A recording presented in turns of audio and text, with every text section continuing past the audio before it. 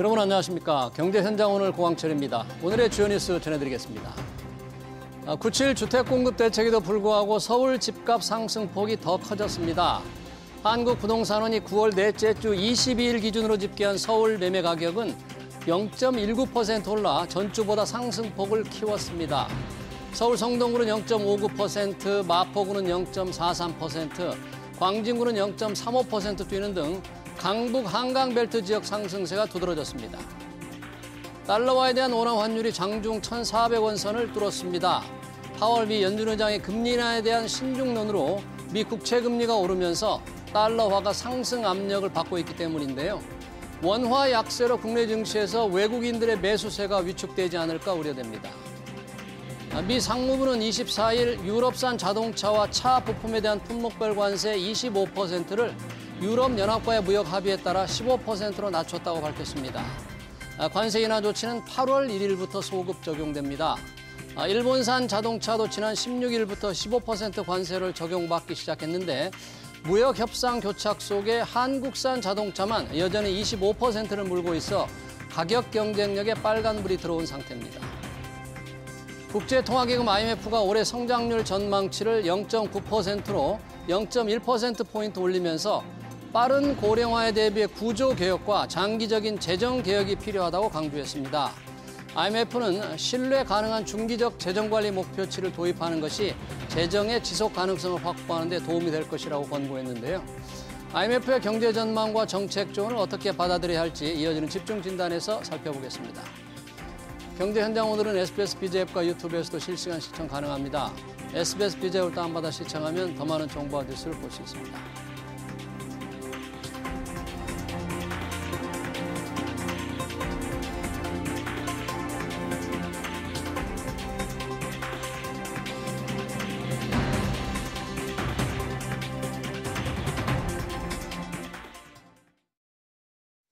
네, 국제통화기금 IMF는 회원국들 간의 연례 정책 협의를 마치면 해당 국가에 필요한 정책 권고를 합니다. 2주간 한국과 연례 협의를 마친 IMF 미션단은 우리에게 구조개혁과 장기적인 재정개혁을 주문했죠. 윤석열 정부가 건전 재정을 강조했던 것과 달리 전 국민에게 돈을 나눠주면서 확장 재정으로 치닫는 이재명 정부의 쉽지 않은 숙제를 던진 건데요. IMF의 정책 재원 우리가 어떻게 실행에 옮길지 전문가 두 분의 견해를 들어보겠습니다. 강민우 고려대 경제학과 교수, 장재철 피나클 경제연구소 대표 나오셨습니다. 어서 오세요. 네, 안녕하십니까. 자, 국제통화기금이 올해 우리 경제 성장률 전망치를 조금 높이고 정책 재원도 했습니다. 아주 주목할 만한 정책 재원도 있었는데 우선 경제 성장률 전망치를 0.1%포인트 올렸네요. 0.9%. 뭐 미세한 조정인데 장 박사님 혹시 뭐 그 원인을 소비 쿠폰에서 찾았습니까? 왜 이렇게 0.1%포인트 좀 올렸을까요? IMF가 0.1%포인트 올리면서 지적한 것은 한국 정부가 또 한국은행도 그렇고 완화적인 통화정책과 재정정책을 통해서 내수가 좀 회복된 점을 지적을 했고요. 예, 내수. 그리고 수출이 전반적으로 부진하지만은 반도체 위주의 어떤 수출의 어떤 개선세가 좀 보이고 있다. 이러한 점들이 좀 0.1%포인트 올려서 0.9% 전망을 했는데 예. 사실 이런 정도는 지난 8월 달에 그 한국은행이 0.8에서 0.9%포인트로 올리면서 지적했던 부분과 거의 비슷한 그런 내용이라고 볼 수 있습니다. 네. 강민우 교수님 혹시 추정 전망치를 보고 조금 IMF 전망치의 특징이 있다거나 조금 의미 있게 받아들였다거나 뭐 주목할 부분 좀 있었습니까 혹시? 예, 기본적으로 이제 0.8%에서 0.1%를 올리긴 했죠. 그래서 0.9%를 예상을 했는데 이게 올라가서 기분은 좋으나 그렇게 큰 의미가 있는지 그렇게 생각해 볼 수 있을 것 같습니다. 예. 0.1%면 우리나라 국가 GDP가 한 2,500조 되죠. 예. 거기서 0.1%면 한 2.5조가 되는데 이 수치가 어느 정도의 수치라면 이번에 소비 쿠폰으로 1차 한 10조 원이 지출이 됐습니다. 정부가 지출을 했고 또한 2차 추경은 30조의 가 넘습니다. 그렇죠. 그래서 소비 쿠폰 지출의 한 4분의 1 그리고 2차 추경의 10분의 1도 안 되는 그런 것입니다. 그래서 이제 정부가 예상하기로는 이 소비 쿠폰이나 이제 추경을 경제의 마중물로 생각해서 경제 성장까지 끌어올린다는 생각이 있었는데 네. IMF는 이걸로서는 이제 경제 성장률에 그다지 도움이 되지 않는다 이렇게 판단한 것 같습니다. 그다지 도움이 되지 예, 않는다. 도움은 되지만 생각보다는 도움이 적다. 그리고 여러 가지 오히려 우리나라의 인플레이션이 낮음으로써 이제 앞으로 우리나라가 유연하게 통화 정책을 할 수 있는 환경 그리고 반도체 수출 호황을 이제 종합적으로 이제 이렇게 올린 이유로서 또 내세웠고 예. 하지만 아직도 불안한 점이 많습니다. 이제 관세 전쟁이 아직까지 끝난 것이 아니고 그렇죠. 여러 가지 소비 심리가 소비 쿠폰으로서 단기적으로 상승을 했지만은 장기적으로는 이것이 이제 보장이 없다고 해서 이런 보수적 상승에 대한 결정을 한 것으로 판단이 됩니다. 네, 그러네요. 이제 여러 가지 내수가 조금 회복되고 반도체 위주로 수출이 조금 좋아질 것이라는 전망으로 성장률을 올렸는데 그 중에 하나인 이 소비 쿠폰, 민생 회복 소비 쿠폰이 2차가 이제 22일부터 시작됐잖아요. 네네. 많은 분들이 좀 신청하고 지금 받았을 것 같아요. 지금 22일이니까 오늘 지금 25일이 아닙니까? 이렇게 보면 어느 정도나 지금 신청을 했는지, 얼마나 받았는지 궁금하네요. 어제까지 데이터는 없고요. 보도된 거 보니까 23일 자정까지 예. 약 한 27%. 27%. 우리 그러니까 전체 받을 수 있는 부분 대상자의 27% 약 그래서 약 한 1,250만 명 정도가 신청을 하고 받았다고 합니다. 그래서 예. 지급 총액이 약 한 1조 3천억 정도 되고요. 이 부분은 이제 우리 교수님께서 말씀하셨듯이 예.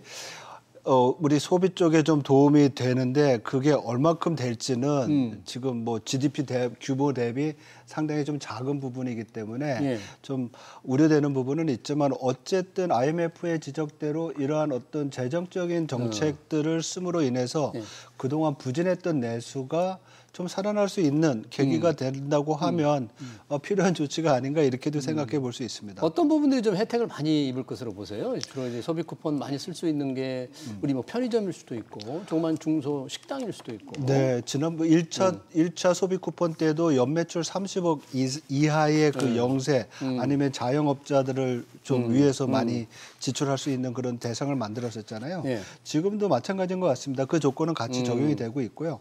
전통시장이나 뭐 음식점 그리고 생활소비 관련 소상공업들. 네. 근데 요번에 이제 추석 연휴가 같이 있기 때문에 아무래도 외식이나 이런 부분에도 좀 도움이 되지 않을까 이렇게 볼 수 있습니다. 예, 이제 소비 쿠폰 돈 나눠주는 것은 뭐 계속 나눠줄 수는 없으니까 우리 마치 아픈 사람의 이제 진통제 주듯이 일시적인 효과에 이제 그치지 않을까. 아니면 이제 IMF도 그런 점 지적했을 것 같은데 소비 쿠폰 효과가 좀 나타나고는 있는데 그러면 소비 심리가 조금 초기에 좀 좋아졌잖아요. 그런데 한국은행이 발표한 이 소비심리 지수를 보니까 좀 떨어졌다고 하네요. 9월 소비심리 지수가. 소비 쿠폰 효과가 왜 약효가 좀 다했다고 봐야 되나요? 어떻게 나왔길래 이렇게 해석이 될까요? 예, 그 소비심리 지수라는 것을 먼저 이해를 해야 될 건데 우리가 경제를 전망할 때 그 사람마다 전망하는 그런 생각이 다 다릅니다. 네. 근데 경제에서는 이제 기업이 있고 정부가 있고 소비자가 있는데 기업이 전망하는 거랑 정부가 전망하는 거랑 소비자가 전망하는 것이 다른데 예.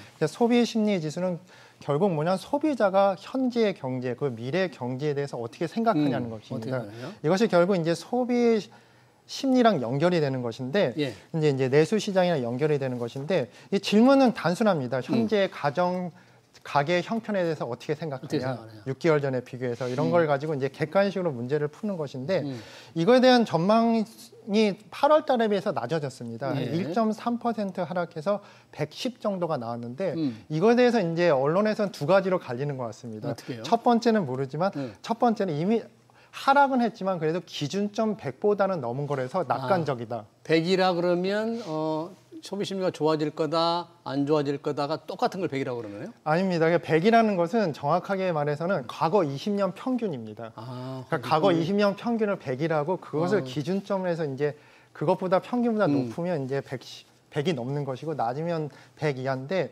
그 과거 20년 평균이기 때문에 이것이 뭐냐면 기준점이라 하는데도 경제학자들은 논란이 많습니다. 왜 그러냐면 20년 그리고 10년 전의 경제랑 지금 경제는 여러 가지 소비자의 심리도 다를 것이고 심리도 다르기 때문에 이거를 사용하는 것이 올바른가 하는 이 문제도 있는데 일단 정부에 대해서 우호적인 이제 언론은 뭐냐면 하락은 했지만 100보다 넘기 때문에 낙관적이다. 하지만 다른 의견은 무엇이냐면 이렇게 하락은 했지만 작년에 8월 달도 소비 심리가 그렇게 좋았다고 볼 수는 없는데 예. 지금 현재도 이제 소비 심리가 떨어진 걸 봐서는 이 수치가 떨어진 거에 더 의미를 둬야 되지 않나 이런 분석도 있습니다. 그러네요. 근데 제가 이제 개인적으로 분석을 하면 좀 두 번째 분석이 더 맞지 않나 그런 생각이 소비 듭니다. 심리가 떨어진 쪽에 조금 예. 의미 있게 봐야 된다. 예, 그러니까 정부가 봤을 때는 이제 추경이나 쿠폰을 통해서 소비 심리를 끌어올린다는 게 목표였는데 그 목표에서는 약간 불안한 그런 결과가 나오지 않았나 이렇게 생각이 듭니다. 그러네요. 한국은행이 여러 조사를 했는데 이제 집값 상승 전망도 있더라고. 1년 뒤에 집이 값이 오를 것인가 아니면 떨어질 것인가. 그런데 소비 심리는 조금 꺾였는데 집값 상승 전망을 예상하는 점치는 소비자 비중은 훨씬 높아졌다는 거예요. 지금 뭐 아무리 주택 공급 대책 나오고 가계 대출 억제 대책 나와도 이게 집값 상승세가 잡히질 않나 봐요. 예, 지금 교수님께서 말씀하신 대로 소비자 그 심리나 그 동향에 대해서 조사를 할 때는 그 여러 가지 항목을 봅니다. 현재 경기, 향후 경기, 소득 수준, 그리고 그 안에 물가뿐만 아니라 집값, 그리고 금리, 임금 여러 가지 다 보는데요. 이 앞에서 소비 심리가 나빠졌다는 것은 이 전체를 다 봤을 때 이게 내려갔다는 거죠. 그래서 소비 쿠폰이 지급이 되더라도 만약에 지금 관세 문제 때문에 향후 경제 전망이 나쁘다 그러면 나빠질 수밖에 없는 거죠. 근데 교수님 말씀하신 것 중에 전반적으로 이게 100을 상회하니까 110 정도 되는 수준이니까 그렇게 나쁘지 않은 거다. 이렇게라고도 평가할 수 있는 부분이 좀 그런 데 있는 것 같고요. 이번에 조사한 거 보면은 주택 가격 전망은 올라갔는데 향후 금리 전망이 내려왔어요. 금리 전망이. 그 얘기는 금리가 앞으로 내려올 수 있을 거라는 전망이 더 많아졌다는 거죠. 예. 그 얘기는 앞으로 그 금융 비용이 낮아지고 이것이 집값으로 연결될 수 있는 어떻게 보면 한국은행이 금융 불안정성이나 금융 안정성을 얘기하면서 금리 인하가 금융 불안 즉 가계부채를 높일 수 있고 이것이 집값에 영향을 줄 수 있다라는 그런 부분이랑 일맥상통하는 그런 결과라고 볼 수 있을 것 같습니다. 그러네요. 지금 한국은행 금통위가 10월에 예상이 돼 있고 지금 시장에서는 조금 기준금리를 낮추지 않을까 하는데 집값 상승세가 잡히지 않는다면 지금 나오는 통계들이라든지 이런 거 보면은 계속 주간 통계에서도 상승폭이 더 커지고 있으니까 특히 강북 한강벨트 집값이 막 아주 거의 급등을 하는 상황인데 이렇다면 금리 내리기도 자칫하면 좀 어렵지 않을까 이런 생각도 해보는데 집값 상승 전망과 연결해서 본다면? 예, 맞습니다. 이재명 대통령도 여러 번 그 말을 했죠. 대한민국은 집값 때문에 정책을 펼치기가 너무 어렵다. 저도 그거에 공감합니다. 이게 대한민국의 구조적인 문제인데 저희가 이제 조금 그거에 대해서 이제 좀 생각을 해보면 실제적으로 이제 인구가 줄어들면 집값이 내려가야 되는데 그것이 이제 상식이 아니겠습니까? 그렇죠. 그렇지만 집값이 계속 오르는 그 불가능한 그런 상황이 계속 이어지고 있습니다. 근데 이게 어떻게 집값이 오르는 게 당연한 것인 게 우리나라 같은 경우는 그 예전에 과거 정부의 통계에서도 이제 두 가지 지표가 이제 일치를 안 하는데 하나는 뭐냐면 전체적인 전국의 집값 상승률 이거는 마이너스여도 그 소비자 그리고 뭐냐면 국민이 느끼는 집값 상승은 항상 플러스였던 적이 많습니다. 심리적인 거는 예, 심리적. 그게 왜 그러면 내가 지방에 살아도 내가 궁극적으로 목표하고 살고 싶은 데는 서울이고 수도권 서울 강남이기 때문에 그렇다는 것입니다. 이것이 뭐냐면 고도의 이제 국가 경쟁 고도의 성장 기간에 대한민국이라는 것이 이제 돈이라는 것을 균등하게 분배하지 않고 서울 집중, 대기업 집중으로 고도의 성장을 이루고 했는데 그거에 대한 부작용인 것 같습니다. 그리고 이제 앞으로는 더 심각한 게 뭐냐면 이제 대한민국 산업이 이제 제조업에서 이제 AI 관련 산업 그리고 서비스업으로 이제 이동을 하게 됐는데 이런 경우는 과거 같은 경우는 제조업 같은 경우는 지방에도 공장을 만들어서 여러 가지 경제를 부흥시킬 수 있었지만 지금은 인구가 밀집된 지역에 더욱더 산업이 모이는 형태입니다. 그렇기 때문에 이 집값 상승 문제는 무엇이냐면 단기적으로 생각하면 절대 안 됩니다. 무조건 서울이나 강남 그리고 수도권은 상승한다는 것을 정부가 생각해서 아주 정부가 적극적으로 장기적으로 국토 균형 발전 계획을 세우지 않으면 우리나라는 계속 이런 구조가 더욱더 심해질 수 없다. 이렇게 말씀드리고 싶습니다. 장기적이고 적극적인 국토 균형 발전 계획이 필요하다 그런 얘기죠. 그러려면 사실은 이게 서울 지금 전체적인 집값을 얘기할 때 이제 지방과 서울의 어떤 불균형, 수도권의 불균형을 얘기했는데 지방 경기가 안 좋은 게 바로 나타나는 게 건설업 부진입니다. 지금 업종별로 보면 건설업이 굉장히 어려운 것 같아요. 네네. 성장에 먼저 발목을 잡지 않나 이런 생각도 해보는데 더군다나 지금 현 정부 이재명 정부 들어서는 이 건설 현장의 사고에 대해서 아주 강도 높은 처벌을 예고했거든요. 네. 이런 것도 이제 건설 기업들은 좀 심리를 위축시킬 것 같은데 어떻게 좀 해안할 수 있는 이 부진에서 좀 나올 수 있는 가능성이 좀 있을까요? 어떻게 보세요? 전반적인 경제 환경과 어떤 제도적인 변화들을 보면은 굉장히 부정적일 수밖에 없을 것 같습니다. 일단은 건설 투자 자체가 지금 마이너스 성장을 하고 있고요. 마이너스. 투자 자체가 2022년, 2003년도에 착공 면적이 줄어가지고 그게 이제 시간을 가지고서 지금 나와야 되는 건데 그게 줄었으니까 투자가 안 좋을 수밖에 없고요. 또 구조적으로 우리 지금 말씀하셨지만 지방의 PF 문제, PF, 이거 계속 문제가 되고 있고 그리고 자재비 되게 많이 올랐다 그러잖아요. 그러니까 건설업 체들의 입장에서 보면 비용 상승에 따른 영업이익이 줄으니까 더 비즈니스 할 수 있는 그런 그 여건도 줄고 그리고 정부도 여러 가지 재정을 통해서 과거에는 SOC 투자를 했는데 그런 부분들이 좀 줄었던 부분이 지금 건설 투자를 약화시키는 그런 영향이고요. 제일 큰 부분은 어떻게 보면 우리가 앞에서는 소비자 심리에 대해서 얘기를 했지만은 이제 기업 심리 아니면 부동산 업체 산업의 심리를 얘기할 때 지금 말씀하셨던 중대재해처벌법, 중대중처법과 이 부분이 상당히 치명적이지 않을까 합니다. 대기업보다는 중소기업들, 중소하청업체들 많잖아요. 많죠. 이런 부분에 있어서의 센티멘트가 나빠지니까 심리가 나빠지니까 아무래도 지금과 같이 체감 경기가 나쁜 건설업의 그 상황이 개선되기 좀 어렵겠죠.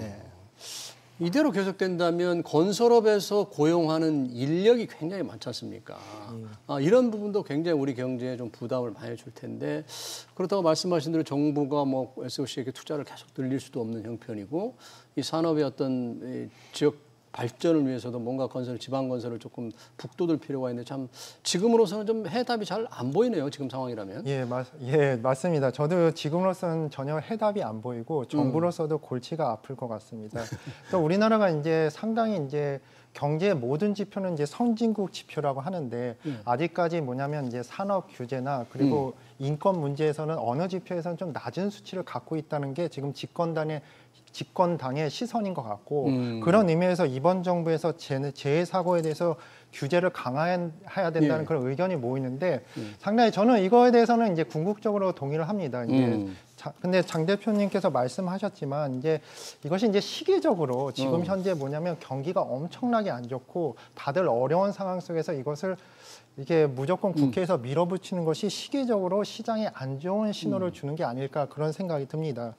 그리고 이제 제가 또 이제 우려하는 것은 이 건설업이란 것은 이제 경제 쪽에서 볼 때는 선행 지표적 성격이 있습니다. 이게 선행 지표 성격이 있습니까? 그러니까 이게 뭐냐면 건설이란 거는 이제 건설을 하는데 최소 3년, 이제 7년이 걸리죠. 그렇죠. 그래서 3년이나 7년 후에 이제 빌딩을 지으면 이것이 경기가 좋아서 비싼 값에 팔 수가 있다. 이런 확신이 있을 때만 건설 업체에서 이제 계획을 세우는데 이런 걸 봐서는 이제 소비자 지수도 그렇고 기업 특히 건설하는 기업이 입장에서 봤을 때는 미래에 대한 경제에 대한 그런 기대값이 상당히 낮은 게 우려가 되는 현실입니다. 그러니까 지방 건설 경기를 살리기 위해서 뭔가 이제 지방에서 LH를 통해서 미분양 아파트를 좀 사주겠다 이런 대책을 내놓고는 있는데 그게 실제로 좀 온기가 확산이 잘 안 되는 것 같아요. 그러니까 이제 헤어날 방법이 없다고 보니까 건설을 하시는 분들도 굉장히 위축돼 있고.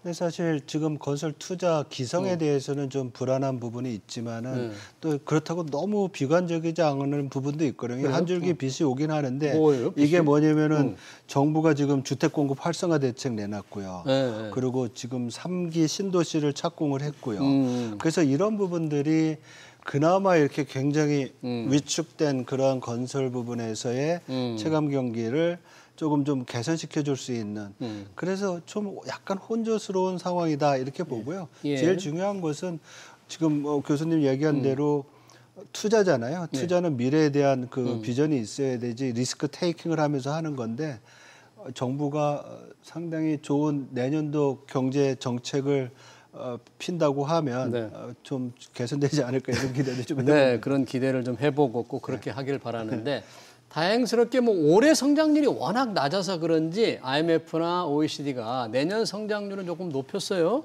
IMF는 내년이 높인 건 아니죠. 원래부터 유지된 거네요. 1.8%. 그리고 OECD 경제협력개발기구는 2.2%.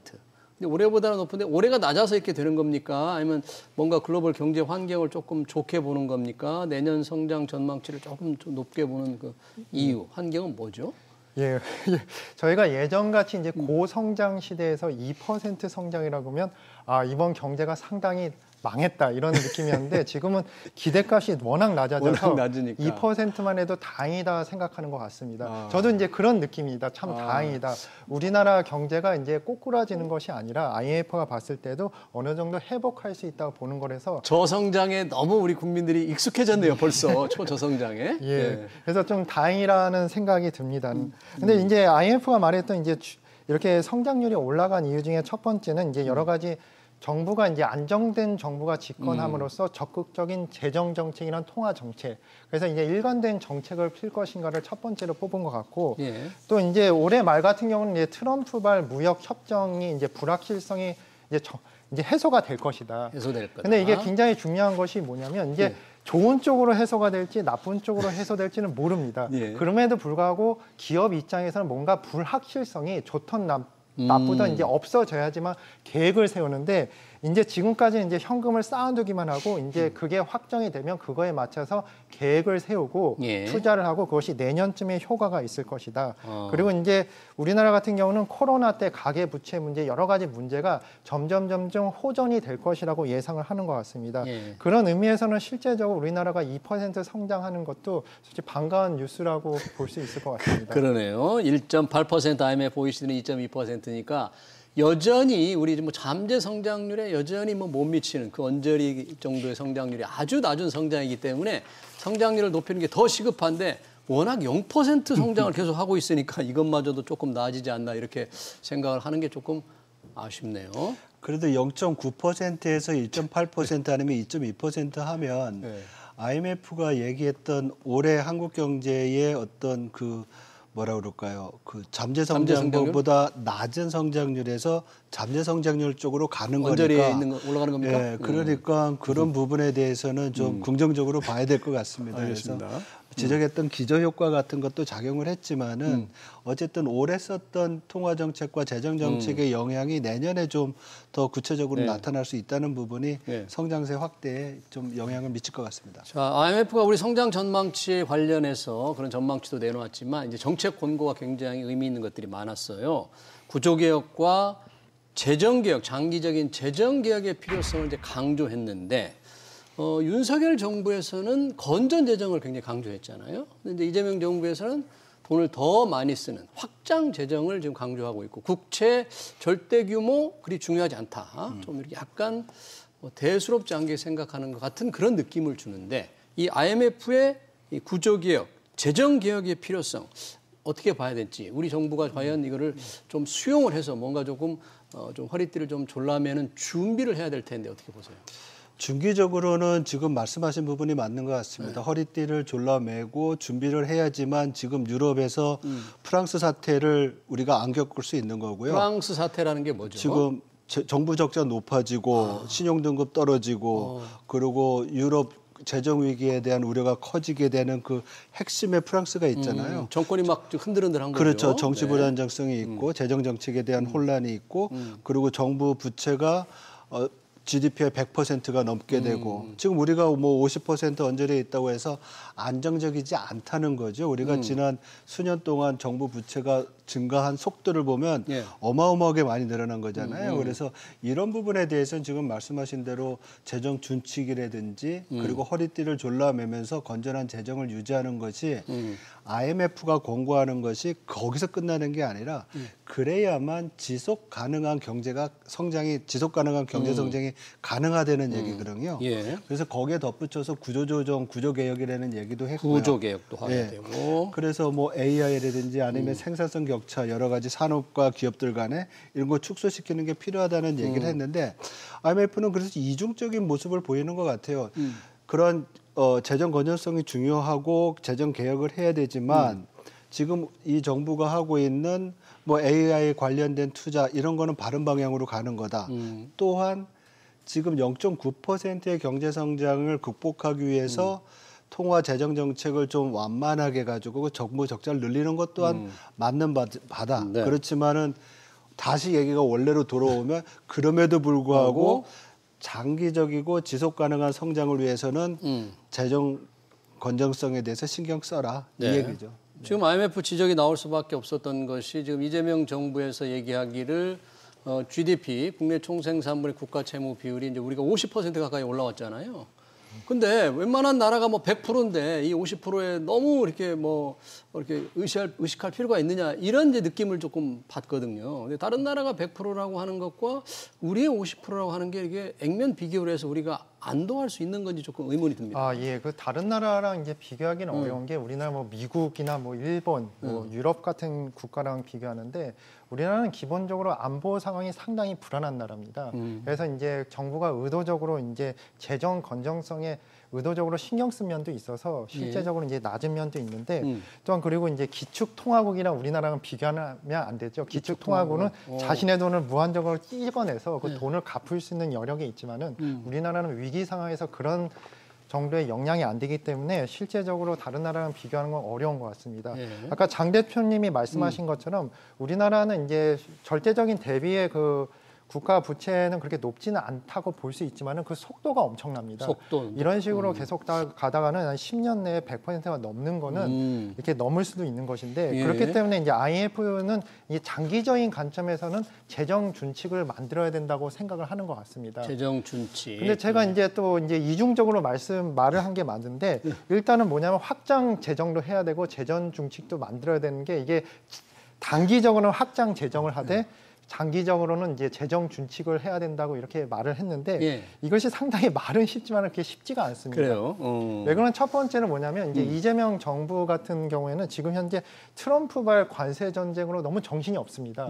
이런 속에서 이제 트럼프발 관세 전쟁, 무역 전쟁으로서 모든 이제 국력을 이제 그쪽에 투입을 하고 있는 상황에서 장기적 감정까지 볼 수 있는 그런 여력이 있나? 저는 그거에서 이제 이재명 정부 초기 때도 이제 재정에 대해서는 얘기는 했지만은 이것이 실천되기가 지금 현실적으로 어려운 것에 대해서 좀 안타까움이 있습니다. 네, 지금 이제 그 강민욱 교수님께서 재정 준칙을 얘기해 주셨는데, 근데 우리 GDP 대비해서 국가 채무 비율을 뭐 예를 들면 50%나 이내로 한다든지, 또 한 해 나라 살림 적자 비율을 몇 퍼센트로 3%. 억제한다든지 이런 이제 숫자를 중기적으로 좀 정해놓고 그걸 좀 달성하기 위해서 노력을 하라는 건데. 그동안에 뭐 윤석열 정부에서도 그 목표 노력을 하려다가 여야 합의가 좀 안 돼서 법안 통과도 안 됐잖아요. 지금 정부에서는 아예 이제 이런 뭐 의식도 안 하는 건가? 그러니까 사실 이 재정 준칙에 대한 얘기는 뭐 새로 나온 얘기 아니고요. 좀 오래된 얘기인데 이 모든 것이 깨진 게 코로나 위기 때. 그때 생존과 관련된 이슈들이 터지니까 정부가 굉장히 과감한 재정 지출을 했었고요. 그리고 그것을 계속 이제 지연시키거나 그 보완하는 정책들이 나오면서 재정이 많이 늘어났던 부분이 있습니다. 그래서 그거를 다시 되돌려야 되는데 한번 늘어난 거 되돌리기 어렵죠. 왜냐하면 우리가 지금 소비 쿠폰에 대해서 얘기를 많이 하지만 이렇게 몇 번 받으면 또 받고 싶은 게 또 사람들 심리잖아요. 뭐 나라가 걱정은 되지만 개인은 받아서 쓰고 싶죠. 그렇죠. 나라 걱정은 됩니다. 정치인들은 또 그런 모습을 보고 대응을 해야 되는 문제이기 때문에 재정 준칙을 유지하기가 그런 면에서 굉장히 어렵다는 점은 있습니다. 네, 우리 경제 앞날이 어떻게 될 건지 여러 가지 IMF 얘기를 듣고 있습니다만 경제 동향은 결국 글로벌 경제가 어떻게 되느냐에 달려 있는데요. IMF, OECD 종합적으로 보는 하반기 이후의 세계 경제 동향이랄까 전체 그림을 어떻게 보고 있습니까? 그 IMF나 OECD를 보면 하반기 이후에 경제 전망, 경제 성장률이 세계 경제 성장률이 한 3% 정도 된다고 예상을 하는 것 같습니다. 3%요. 네. 근데 이 3%라는 것은 높지도 않고 낮지도 않은 수치입니다. 예를 들어서 이제 보통 선진국 같은 경우는 경제 성장률이 한 2% 정도 나오고 신흥국들은 이제 4% 정도 나오는 게 이제 평균 정도니까 두 가지를 이제 합쳐서 평균을 내면 3%가 나오는데 그렇지만 이제 코로나 이후에 이제 경제가 어느 정도 회복이 돼서 세계 경제가 안정권 수준에 올라왔다.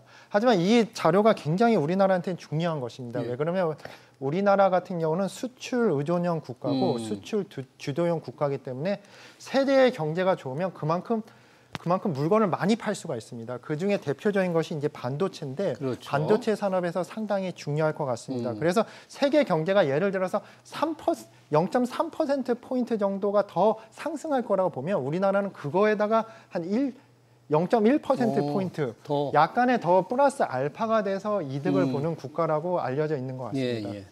잘 알겠습니다. 세계 경제 성장률은 좀 좋아지니까 그 흐름을 타고 우리 경제도 조금 더 일어서기를 기대해 봅니다. IMF 경제 전망 정책 조언 관련 토론 여기서 마치겠습니다. 지금까지 강민욱 고려대 경제학과 교수, 장재철 피나클 경제연구소 대표였습니다. 고맙습니다. 수고하셨습니다.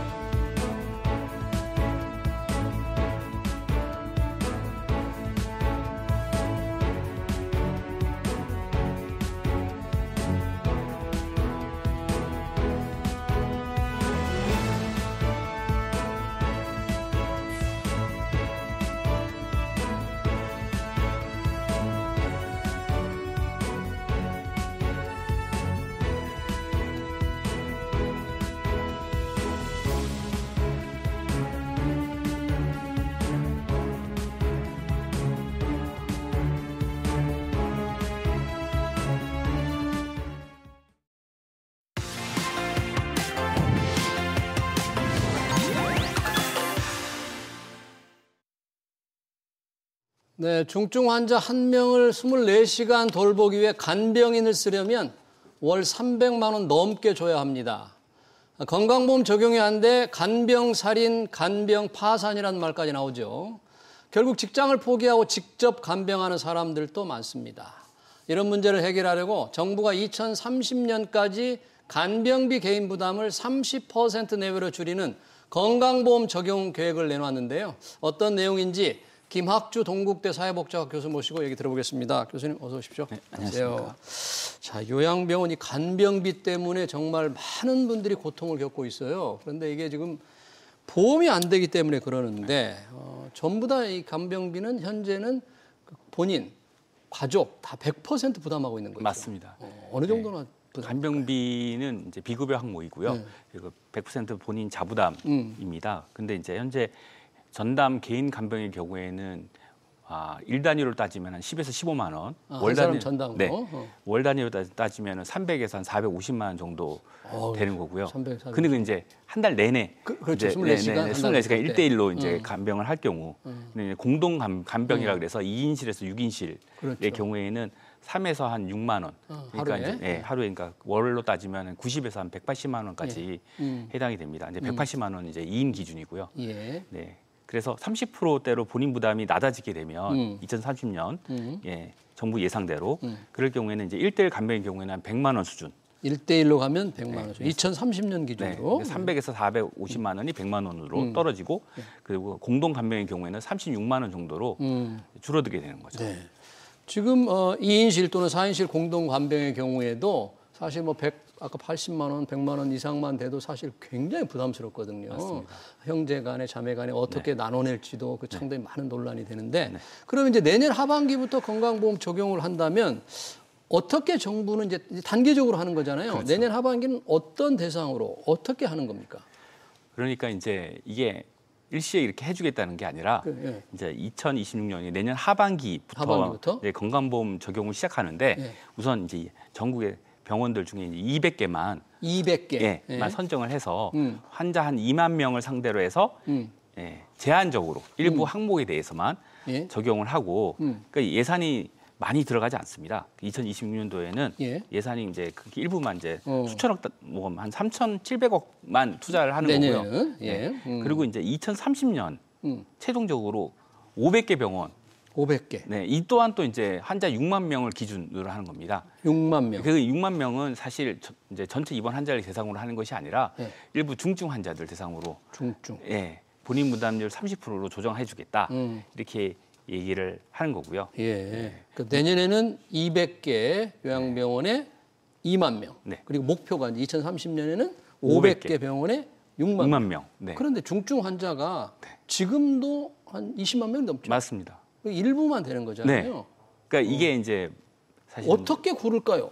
이게 상당히 좀 내가 뭐 지방에 있는 요양병원에 부모를 모셔놓고 있는데 우리 부모가 해당될까? 어떻게 기준으로? 그래서 이제 이 부분이 이제 지금 현재 논란이 또 초점이고요. 그뿐만 아니고 사실 이 중증 환자라는 게 대부분 이제 장기 입원을 경우가 많습니다. 그러니까 실제로는 정부가 추계로 하는 이 지금 그 예산, 그래서 지금 얘기하는 뭐 그 5년 동안 그 4조 7천억 정도의 예산을 가지고 과연 커버가 되느냐. 이걸로? 네. 안 되겠죠. 안 되겠죠. 네. 실제로는 이번이 길어질 경우에는 예. 지금도 훨씬 더 많은 비용이 이제 예산이 필요할 거라고 생각이 되고요. 예. 현재 지금 건강보험 자체가 이제 올해 그 국회 예산정책처 자료에 따르면 올해 지금 적자가 예상되고 있고 올해 적자로 전환되고 2028년이면 누적 준비금 또한 이제 완전 고갈이 되는 상황이기 때문에 사실은 올해 건강보험료를 뭐 아주 소폭 올렸지만 그걸로는 사실 커버가 되지 않을 거다. 즉 보험료가 추가로 인상이 필요할 거라는 건강 예상을 해볼 수 있습니다. 간병비를 보험 적용하는 것만으로도 지금 예산이 2030년까지 맞습니다. 뭐 6조가 넘는 돈이 들어가니까 네네네. 결국 보험료를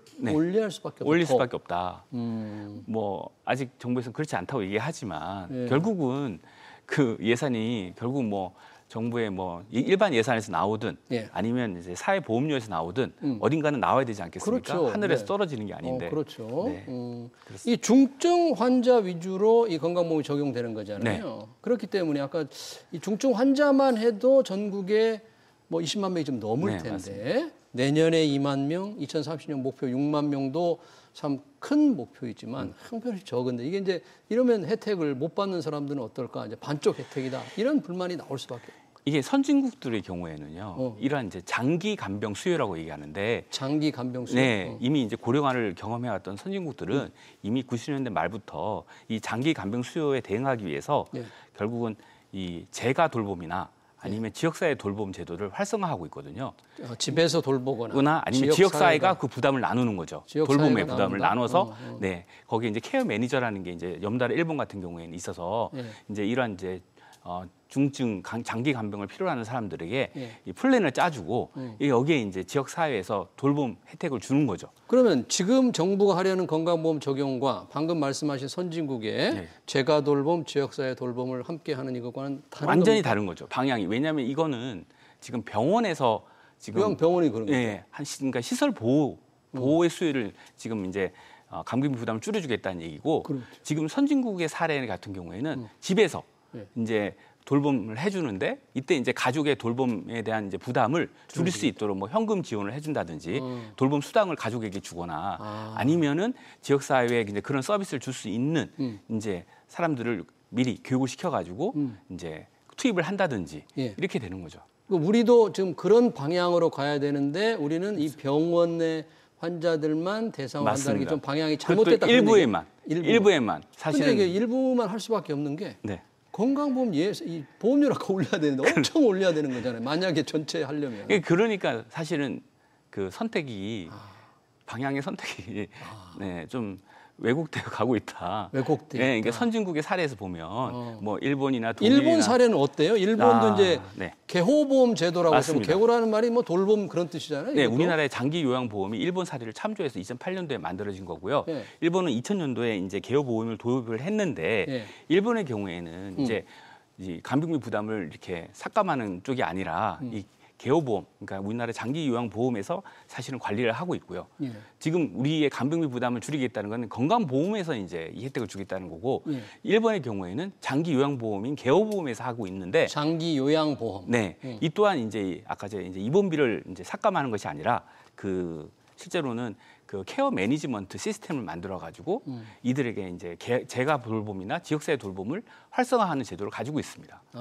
그래서 이제 젊은 층들을 대상으로 이런 요양 이제 보호사가 되고 싶어하는 젊은 층 대상으로 해서 장기적으로 이들을 육성하고 이들을 하고 있죠. 우리나라는 이 지금 간병인을 실제로 이제 우리가 요양보호사라고 하지 않습니까? 요양보호사. 이 요양보호사들이 이미 고령층 여성분들이 대부분입니다. 지금도 좀 그렇죠. 요양보호사 하는 분들도 연세가 많으시잖아요. 그래서 정부에서 지금 추진하고 있는 뭐 4인실 기준으로 해서 3교대 로 해서 서비스 지금 그렇게 바꾸려고 합니까? 정부는 어떻게 4인실 기준으로 한 분이 3교대로 돌려서 3교대로 돌려서 서비스 질을 높이겠다. 간병의 서비스 질을 높이겠다 얘기하지만 사실 지금 고령의 그 요양보호사 분들이 과연 그렇게 교대로 계속해서 장기 입원 환자들 대상으로 간병 서비스를 제공할 수 있느냐에 사실은 좀 의문이 있거든요. 간병인을 지금 구할 수가 없다 그런 얘기예요? 간병인을 부족하다 그런 그렇죠. 얘기예요? 우리가 요양보호사들을 재교육시켜가지고 단순히 단기 재교육을 시켜가지고 투입을 하겠다. 이것이 이제 정부의 생각인데 생각인데 실제로는 그렇지 않을 거라는 거죠. 그리고 또 두 번째 문제는 지금 3교대 전환을 한다고 했는데 그렇게 되면 필요한 간병인 수가 현재 대비해서 최소 2~3배 증가해야 됩니다. 두세 배나 어떻게 그렇게 그런 필요한 인력을 2~3배 늘릴 수가 구할 수가 있어요? 그렇죠. 그러니까 이제 우리가 구체적인 수급 추계나 실행 계획이 뒤따라야 되는데 실제로는 그렇지 않은 거죠. 그리고 단기 재교육을 가지고 과연 이 병원 간병 업무가 전문적인데 과연 그 숙련도를 맞출 수가 있느냐. 더군다나 지방의 요양병원의 경우에는 그렇죠. 더 구하기가 어려울 것 같은데 그렇죠. 그런 분들은 또 지금 현재 국내에 체류하고 있는 뭐 외국인들을 좀 활용하겠다 이런 생각도 있는 것 같더라고요. 그 외국인 간병인을 고용하는 문제도 한번 여러 가지 문제가 있습니다. 사실 인사 문제나 노무 관리 문제 측면에서 봤을 때 특히 이제 지방에 특히 많은 이제 중소요양병원들이 많은데 이 중소요양병원들이 병원 인건비 구조상 과연 관리가 되느냐. 새로운 사실 행정 수요가 또 필요한 거죠. 행정 인력 수요가 추가적으로 필요한데 과연 정부에서의 어떤 그 수가 인상 뭐 연 1,000억 원 정도밖에 지원이 안 되는데 그것도 전국 전체적으로 과연 그 수가 인상 지원을 1,000억 원을 가지고 과연 지금 얘기하는 이런 문제들 그리고 이제 뭐 중간에 출퇴근이나 교통 문제들도 이제 해결을 해야 되지 않습니까? 간병인들을 위한 이런 문제도 교통 문제도 해결할 수가 있는 건지 누가 그러면 병원이 그러면 그 부담을 져야 되는 건지 주거라든지 교통 문제를 누가 혜택이야 물론 이제 그 뭐 받는 사람들이 좋겠지만은 아직 제 생각에는 이게 해결돼야 할 문제가 많다. 해결할 과제가 너무 많네요. 교수님 말씀대로라면 여러 가지 간병인 수요도 있지 이렇게 좀 일부만 해당되는데 일부 적용하는 데를 저는 제일 궁금해 고르는 게 내년에 200개 2만 명인데 이게 조금 아무래도 중증 환자가 많은 요양병원을 고를 텐데 그러면 의료 기능이 조금 낮은 작은 요양병원에도 중증 환자가 많단 말이죠. 맞습니다. 그런 분들은 이 간병보험을 적용받지 못하는 상황이 생길 수 있는데 이런 차별이라든지 이런 불균형 문제가 있지 않을까 싶어요. 당연히 이제 그 일부 선택적으로 혜택을 줄 수밖에 없고요.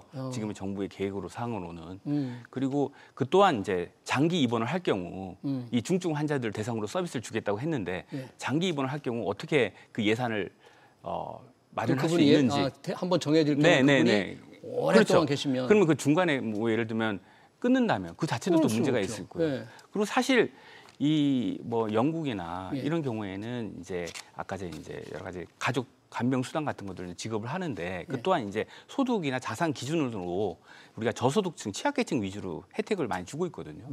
그런데 이제 그런 부분도 우리가 좀 참고를 해야 되지 않나 이런 생각이 듭니다. 그러면 이 건강보험 적용 대상을 고를 때 그런 것도 참고를 해야 된다. 네, 지금은 구체적으로 어떻게 그 2만 명을 환자를 고르고 중증 환자가 뭐 많은 곳을 고를 텐데 아무래도 제 걱정은 중증 환자가 비율이 적지만 맞습니다. 어느 지방 요양병원에 그 중증 환자는 대상인데도 못 받잖아요. 근데 사실 못 받는 분들은 사실은 단지 이제 뭐 주변에 병원이 없거나 아니면 이제 돈이 부족해서 그럴 수도 있지만 지방의 경우에는 접근성의 문제가 큽니다. 그 접근성의 문제를 어떻게 해결할 것인지 결국 그러면 접근성이 안 좋은 그런 지역에 사는 중증 환자들에게는 혜택이 가지 않고 그러니까 접근성이 상대적으로 유리한 그러한 이제 도시 지역의 중증 환자들 대상으로 서비스를 주게 된다면 그 또한 이제 우리가 말하는 불균형, 불평등의 문제가 또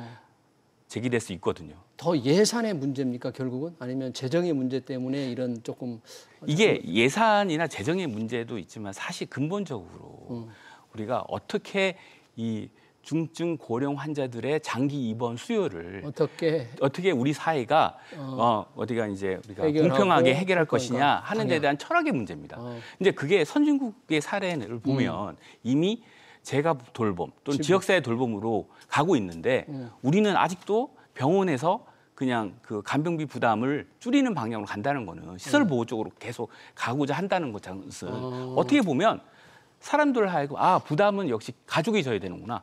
결국 간병비 부담을 줄이는 것 자체가 기본적인 간병 부담은 가족이 져야 되는구나. 이런 인식을 고착화시킬 수도 있는 거예요. 지역사회가 아니라.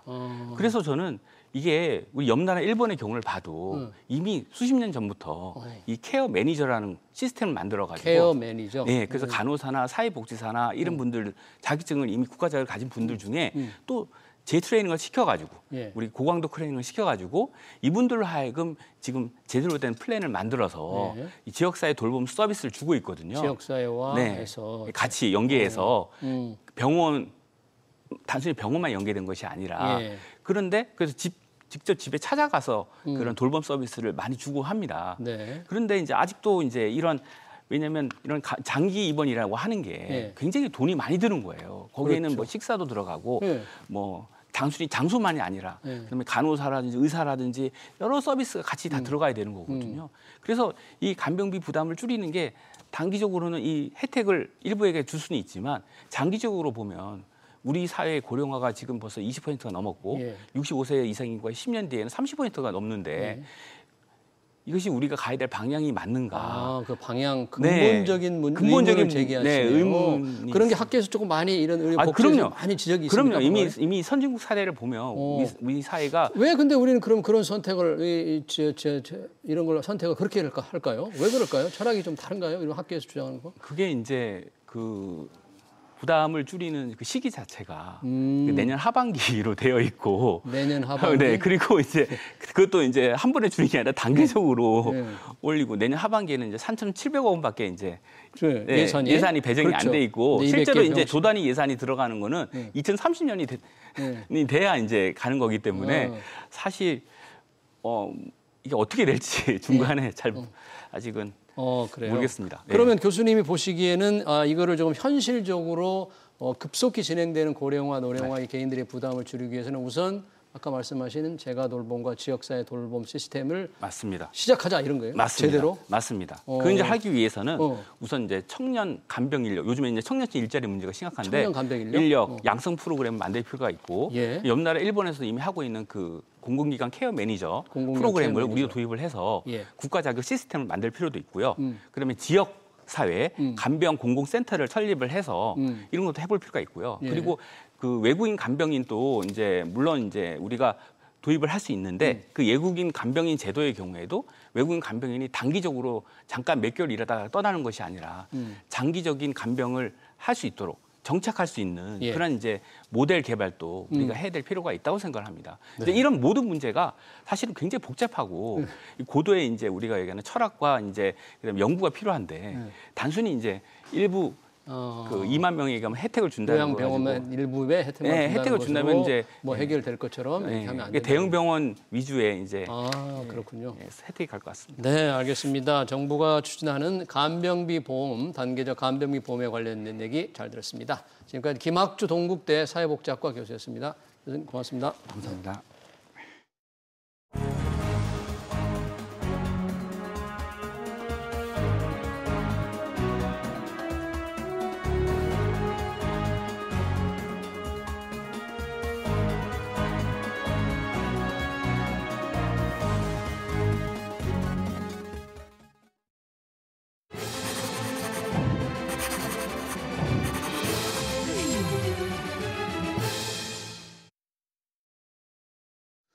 네, 국제통화기금 IMF가 장기적인 재정 건전성 강화 노력을 촉구했습니다. 지금 당장 돈을 더 푸는 건 필요한데 빠른 고령화를 감안해서 재정 관리에 구체적인 목표를 정할 필요가 있다는 겁니다. 국내 총생산 대비 GDP 대비 국채가 어느 정도인지, 한 해 나라 살림 적자 비율은 어떻게 관리할지 좀 목표를 세우라는 거죠. 이재명 정부는 확장 재정의 드라이브를 걸면서 눈덩이처럼 불어나는 나라 빚은 대수롭지 않게 여기는 듯한 인상을 주고 있습니다. 이런 느슨한 재정 관리에 IMF가 경고음을 울린 겁니다. SBS 비즈 경제 현장 오늘 여기서 마치겠습니다. 시청해주신 여러분 고맙습니다.